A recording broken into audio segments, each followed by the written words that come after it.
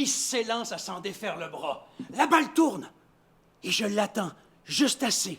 Et je frappe de toutes mes forces.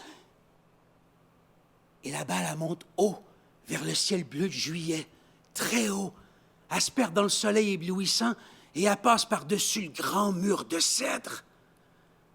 C'est le plus gros coup de circuit de l'histoire de la 12e avenue. On se met à courir.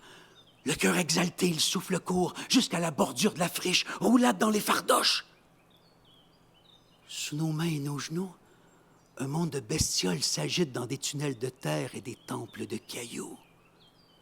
Tout autour de nous, des présences que le vent fait disparaître. Nous rampons à l'abri du soleil sur des sentiers tapés par des pilleurs de grands chemins jusqu'à la bordure du boisé. L'eau coule le ruisseau, comme dans les films.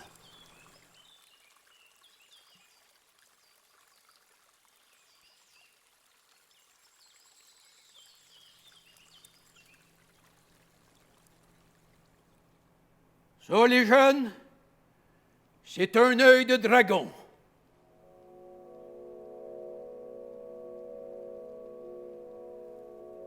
Regardez le ciel.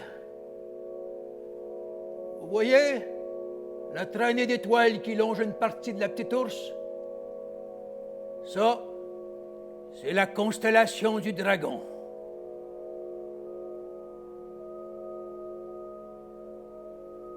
Sur le ruisseau, le reflet de milliards d'étoiles. Mon genou touche celui de Julie. Aouh!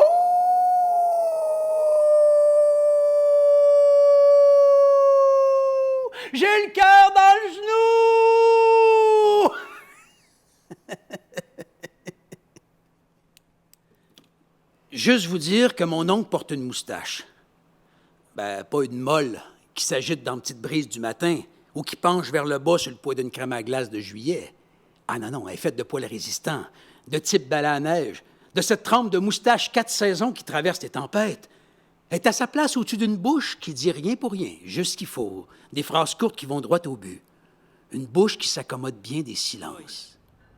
Ses jambes s'arquent dans son jean et il fixe le train, se faisant rassurant pour le conducteur et les passagers, comme pour les avertir que la voie est libre, pas de criminel en vue.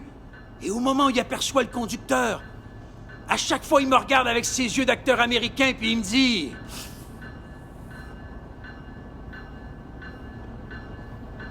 Laisse-moi te raconter, Dwayne, la plus belle histoire de l'Ouest. Il faut toujours accueillir le voyageur de passage. Toujours.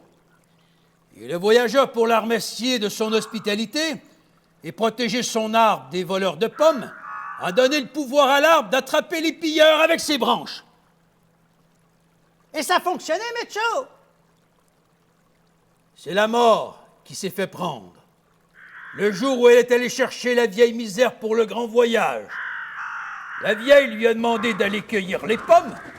Et ce jour-là... Là où je suis, il n'y a pas d'école. Il n'y a que la terre, la poussière et le vent.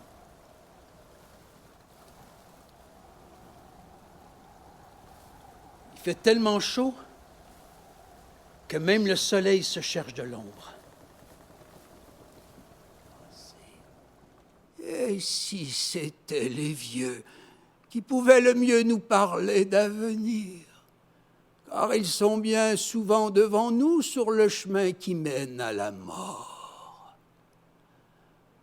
En vieillissant, on devient l'éclaireur. C'est pour ça qu'il faut apprendre à vieillir.